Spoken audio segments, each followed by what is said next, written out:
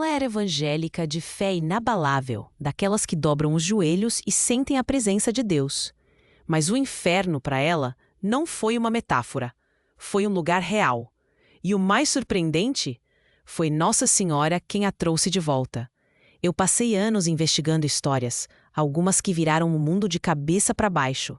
Mas o que vou te contar hoje, isso aqui vai muito além de qualquer coisa que você já ouviu. Prepare-se. Eu era uma faxineira, mãos calejadas de tanto esfregar, um cheiro persistente de cândida e suor na pele. Minha vida era um relógio sem falhas. Acordar antes do sol raiar, o café preto forte para espantar o frio da manhã, ônibus lotado e o chão esperando para brilhar. De noite a igreja, um refúgio, um porto seguro. Eu cantava, orava, sentia a palavra vibrar no peito. As paredes brancas do templo, o banco de madeira que rangia sob meu peso, o calor humano dos irmãos. Mas por trás da rotina, por trás da oração, tinha um ruído, uma coceira na alma, algo que eu empurrava para debaixo do tapete como a poeira mais fina, aquela que insiste em reaparecer. Eu era feliz, eu dizia, mas o incômodo, ele sussurrava. Aquelas semanas antes, as coisas começaram a mudar. Pequenos detalhes.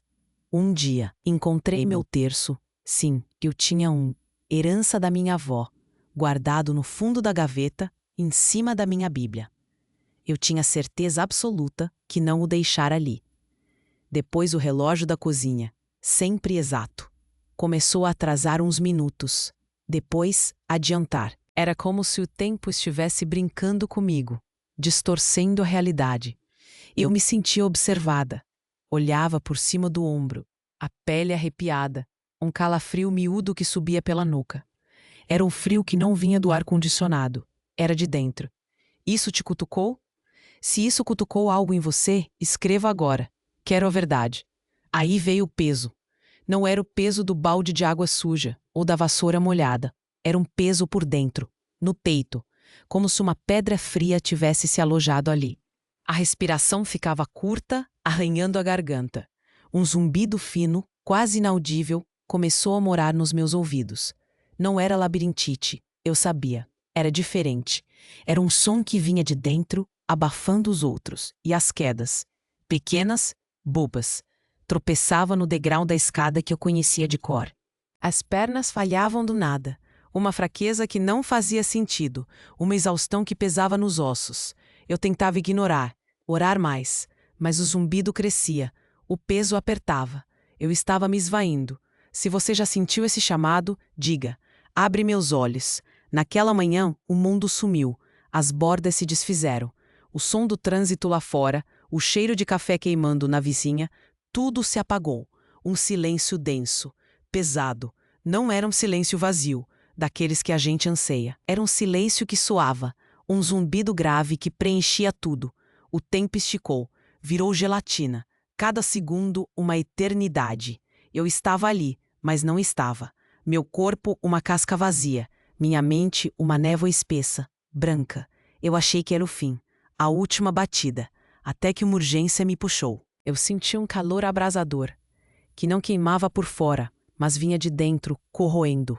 O ar ficou pesado, denso, como se eu estivesse respirando pó e enxofre. Uma escuridão úmida me envolveu. Eu não via nada, mas senti o peso. O peso da ausência de luz. E o cheiro. Um cheiro de podridão, de carne queimada, de desespero. Um cheiro que grudava nas narinas. Um medo gélido, que contrastava com o calor interno. Me apertou a garganta. Eu não conseguia gritar. Minhas mãos estavam frias por dentro, úmidas. Eu estava caindo, ou sendo puxada, para um lugar onde o desespero era a única melodia. Se esta parte te alcançou, dá um like agora para que eu continue. Era um lugar de escuridão que pesava, uma escuridão úmida, densa, que não apenas tirava a luz, mas sugava a própria esperança. Eu senti um frio que não congelava a pele, mas os ossos lá no fundo.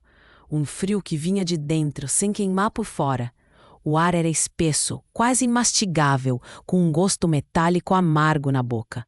Eu caía, ou flutuava. Não havia chão nem teto. apenas o vazio e aquele cheiro, o cheiro de podridão, de enxofre, de algo que foi bom e se desfez, grudava no fundo da garganta. Então vi as sombras. Não eram sombras de coisas, mas de pessoas, silhuetas indistintas, se movendo lentas, arrastadas. O som delas era um sussurro contínuo, uma lamentação sem fim, que não podia ser entendida, mas que rasgava a alma. Eu senti uma angústia me apertar o peito, uma tristeza profunda, que não era minha, mas de todos ali. O frio se intensificou, um arrepio que subia pela espinha. Era como se o desespero tivesse se tornado uma névoa pesada, que eu respirava. Não havia fogo, nem correntes como eu imaginava. Havia uma ausência de tudo que dava sentido, de amor, de paz, de luz. E no lugar disso, uma presença doída, de arrependimento sem fim. Eu via rostos, rostos que pareciam familiares, mas eram distorcidos, vazios, olhos ocos sem brilho, que pareciam me ver, mas não me reconhecer. A temperatura ali não era constante. Um calor seco, que não aquecia, mas ressecava a garganta. Depois um frio cortante, que não vinha do ar, mas da solidão profunda. Se acredita que a consciência continua, escreva. Eu acredito. Eu vi ali uma figura, uma mulher, que em vida foi uma comunicadora querida. Tinha uma voz que encantava multidões. Mas ali ela sussurrava. Seu rosto, antes vibrante, agora carregava uma máscara de cansaço. Eu sentia dela o peso de uma vida buscando aplausos, uma sede insaciável por reconhecimento. Ela trocou a verdade pela glória passageira, o carinho genuíno pela idolatria vazia. O que ela tinha era um eco distante das gargalhadas que arrancava, um vazio que pesava mais que qualquer palco. O cheiro de ego queimado era quase palpável, misturado ao enxofre. Perto dela, um homem que, em vida, foi um líder confiante. Sua postura, antes altiva, agora curvada. Ele carregava um manto de poder que ali se desfez em farrapos. Eu via a ganância em seus olhos, a busca por controle, a manipulação disfarçada de sabedoria. Ele trocou a justiça pela conveniência, a verdade pela vantagem. O frio em torno dele era mais intenso, um frio que vinha da falta de compaixão. Se entendeu o perigo do orgulho, comenta, o orgulho cega. Havia também uma artista venerada. Suas mãos, antes ágeis e criativas, agora imóveis. Eu sentia um amargor vindo dela, um gosto de amônia na boca. Ela se perdeu na idolatria de si mesma, na busca incansável por uma perfeição que só existia na mente. A arte virou um espelho para a vaidade. Ela trocou a inspiração divina pela adulação humana. O som que vinha dela era um lamento, um zumbido grave, como o de um sino rachado. O ar em volta dela parecia mais denso, sufocante. Eu percebi que não eram punições externas, mas a própria consequência das escolhas.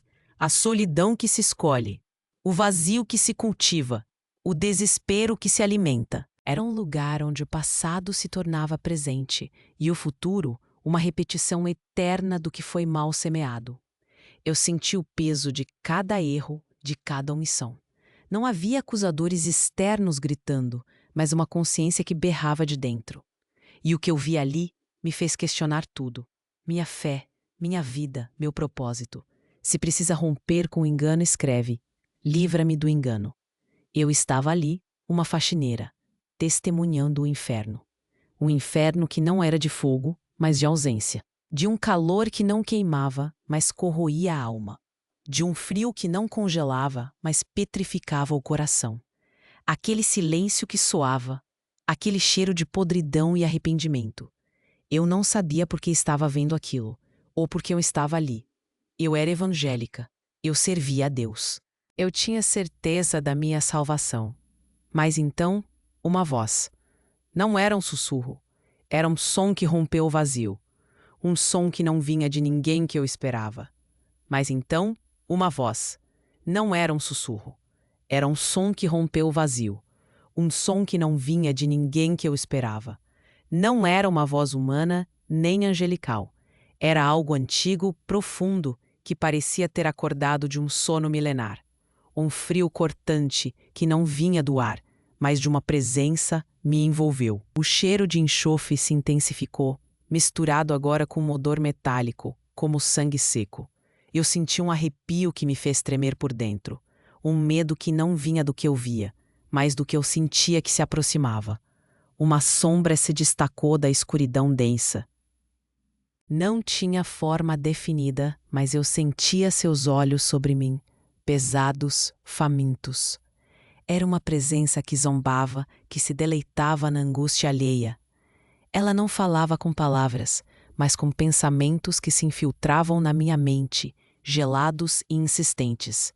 Você, a faxineira, a evangélica, onde estava seu Deus quando você estava ali, invisível, lavando o banheiro dos outros? A pergunta ecoou, não nos meus ouvidos, mas no fundo da minha alma, trazendo um amargor à boca. Ela ria, mas não havia som. Era uma risada que vibrava no meu peito, um deboche silencioso que corroía a pouca esperança que me restava. Você se achava tão justa, não é? Tão temente. Mas seus pensamentos, esses eram seus verdadeiros sermões. Um gosto de vinagre me preencheu a garganta. Eu tentava respirar, mas era como se meus pulmões estivessem cheios de areia grossa. Aquela entidade maligna se aproximou, e eu senti um calor que não aquecia, mas queimava por dentro, sem tocar a pele. Ela me mostrou cenas, não como um filme, mas como memórias vivas, cruas. Eu me vi na igreja, sim, cantando, orando, com a Bíblia aberta na mão. Mas a imagem mudou, e eu me vi julgando. Vi o desprezo em meus olhos, quando um irmão falava de sua dificuldade. Vi a impaciência, o orgulho de me sentir mais espiritual, mais dedicada. Eu pensava que o inferno era fogo, mas era muito pior. Era a ausência da graça e a acusação do que eu era de verdade. Se você está comigo até aqui, diga. A verdade liberta. A sombra sibilou e o som era como ferro raspando no concreto, um ruído que me feria os tímpanos internos. Você se apegava à sua fé como um escudo, não como um caminho. Sua devoção era uma armadura contra o mundo, não uma ponte para o amor. Lembrei de uma frase que eu sempre dizia, em pensamento, sobre aqueles que não conhecem a verdadeira palavra, um julgamento silencioso que eu proferia contra católicos, espíritas, até mesmo contra outros evangélicos que não seguiam a mesma doutrina que eu. Eu senti um peso, não mais no peito, mas na minha consciência, um peso de anos de orgulho disfarçado de zelo. Aquele cheiro de podridão, de carne queimada, parecia vir de mim agora. Minha própria decomposição moral. Eu me vi negando ajuda a uma vizinha católica, com a desculpa de que ela precisava era de Cristo, não de um prato de comida. Eu me vi ignorando a dor de um colega de trabalho, porque ele não era da minha igreja. O frio gélido me apertava, e eu sentia a umidade pegajosa da vergonha. Era como se cada erro, cada julgamento, cada omissão estivesse escrito em brasas na minha pele. Sua fé era um clube exclusivo, não um abraço aberto. A voz me acusava. E cada palavra era um corte. Eu me encolhi. Não havia para onde fugir. Não havia como esconder. Todas as minhas justificativas, todas as minhas orações de fachada ruíram. O zumbido nos meus ouvidos se transformou em um coro de vozes, todas repetindo meus próprios pensamentos de condenação contra os outros. Era um espelho cruel, que não mostrava meu rosto, mas a alma nua, exposta. Eu me vi, uma faxineira, limpa por fora, mas suja por dentro. Eu estava ali, no meio daquela escuridão úmida, com o gosto amargo do arrependimento na boca e o cheiro de enxofre grudado na alma. A acusação martelava, meu orgulho, minha hipocrisia, minha falta de compaixão. Eu achava que era o fim, que não havia mais volta, que eu estava condenada, não pelo inferno de fogo, mas pelo inferno que eu mesma construí. O inferno de julgamento e separação. Se alguém veio à sua mente, envia isso agora para essa pessoa. E então, no meio daquele tormento, daquela acusação sem fim, um brilho, não uma luz forte, mas um ponto de ternura, um calor que não queimava, mas acalentava, uma presença que não julgava, mas convidava. A voz do acusador silenciou, como se uma nota doce tivesse cortado uma dissonância ensurdecedora. E no lugar daquele silêncio que soava, um perfume. Um perfume de rosas, fresco, suave, que rompeu o cheiro de podridão. Uma esperança tênue, mas real, começou a brotar em mim. A luz, que antes era apenas um ponto, se expandiu. Não ofuscava. Era uma luz branca, leitosa, que parecia vir de dentro de todas as coisas. E no centro dela, uma forma. Uma mulher. Não tinha vestes de rainha, nem coroas cintilantes como nas imagens que eu via por aí. Era simples. Seus olhos. Ah, aqueles olhos. Eles me viam por inteiro. Viam minha sujeira, minha dor, meu orgulho. Mas não havia condenação neles.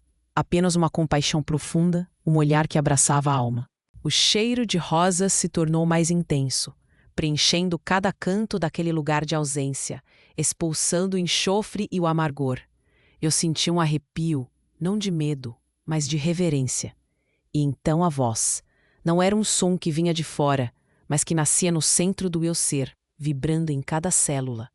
Uma melodia que trazia paz, mas carregava uma verdade que cortava como lâmina. A graça é maior que seu erro, mas a verdade exige seu coração. 6 palavras, mas pesaram mais que todo o inferno que eu acabara de ver. O calor da presença dela me envolveu, um calor que curava, não queimava.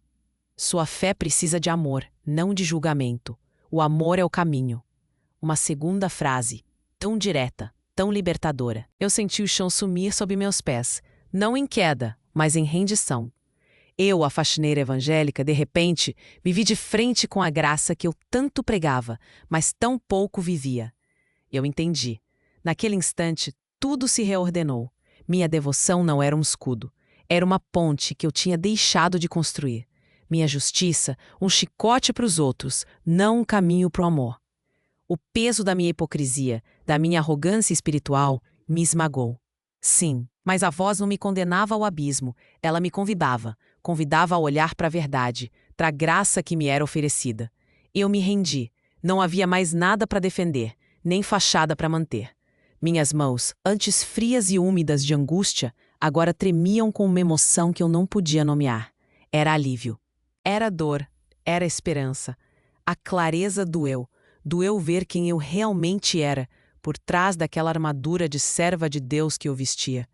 Mas essa dor, ela me libertava do fardo de ter que ser perfeita, de ter que julgar, de ter que me comparar com os outros. O silêncio que soava, antes carregado de lamento, agora era preenchido pela melodia suave da graça, uma canção que prometia um novo começo.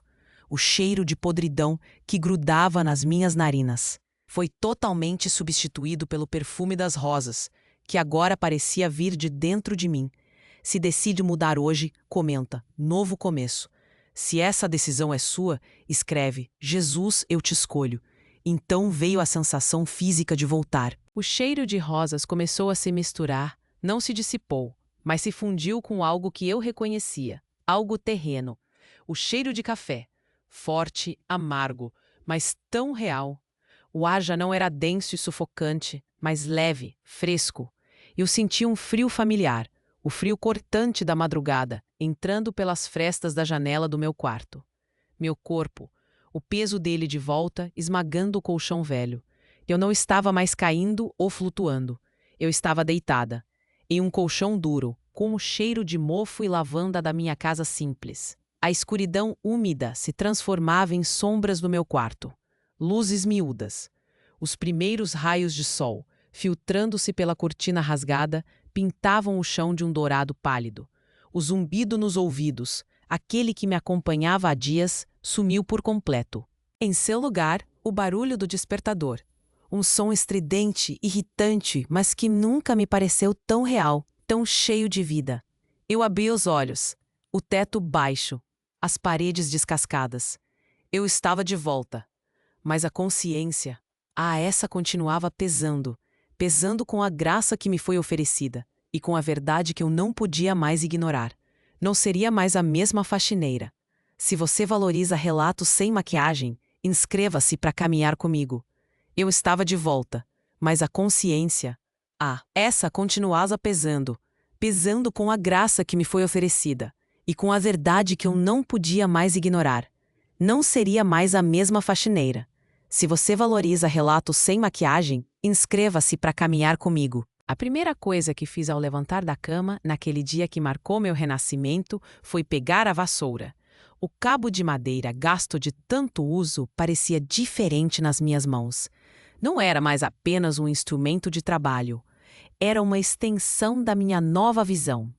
O cheiro dos produtos de limpeza, a cândida, o desinfetante, que antes me parecia apenas um odor forte, agora trazia uma doçura estranha, como se purificasse não só o ambiente, mas a minha própria alma. Eu não limpava mais para sumir, para ser invisível. Eu limpava para servir. Cada canto varrido, cada mancha esfregada era um ato de graça, um pequeno reparo no mundo, começando pelo meu próprio. A rotina não mudou no relógio, mas mudou por dentro. O peso do trabalho nas minhas costas era agora um peso leve, carregado de propósito. O suor escorria, mas não era só de cansaço. Era de um esforço que tinha um novo sentido. Minha fé, antes uma fortaleza impenetrável de certezas e julgamentos, agora era um campo aberto. Eu era evangélica. Tinha sido criada na doutrina, na palavra, mas como conciliar o que eu vi, o que eu senti, com o que me ensinaram? A aparição de Nossa Senhora, a voz que me trouxe de volta. O perfume de rosas que ainda parecia flutuar no ar do meu quarto. A graça. Essa palavra, ela ressoava. Eu entendi que a graça não era exclusiva de um credo, de uma igreja ou de um nome. Era um rio que corria para todos. O terço da minha avó, aquele que eu guardava escondido e que apareceu misteriosamente sobre a minha Bíblia, agora estava em um lugar de honra na minha cômoda. Eu o pegava, sentia o peso das contas frias entre os dedos e orava. Não uma oração de repetição, mas de profunda gratidão. Minha Bíblia, antes lida com a ânsia de encontrar argumentos e verdades absolutas, agora era lida com a sede de compreender o amor, a compaixão, a inclusão. O que eu pregava, eu precisava viver. A minha comunidade, a igreja. Essa foi a parte mais difícil. Como contar o que eu vi? Como explicar que a graça que me salvou veio de uma figura que muitos ali condenavam? Eu não queria causar alvoroço. Não queria ser rotulada. Mas também não podia mais fingir. Eu comecei a ouvir mais, a falar menos, a olhar para os irmãos e irmãs com os olhos daquela aparição, sem julgamento. Vi a dor por trás de um sorriso forçado, a luta por trás de um louvor alto.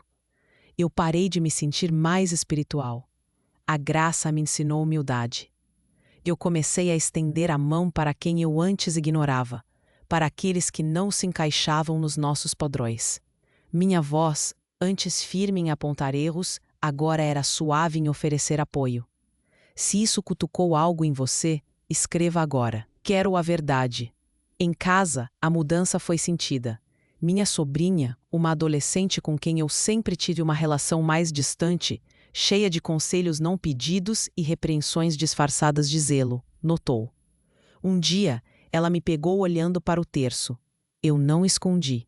Eu sorri. Pela primeira vez, talvez, sem o peso do julgamento nos meus olhos. Ela me perguntou sobre o perfume de rosas que às vezes sentia no ar, e eu, em vez de pregar, apenas contei um pedacinho da minha história, com simplicidade.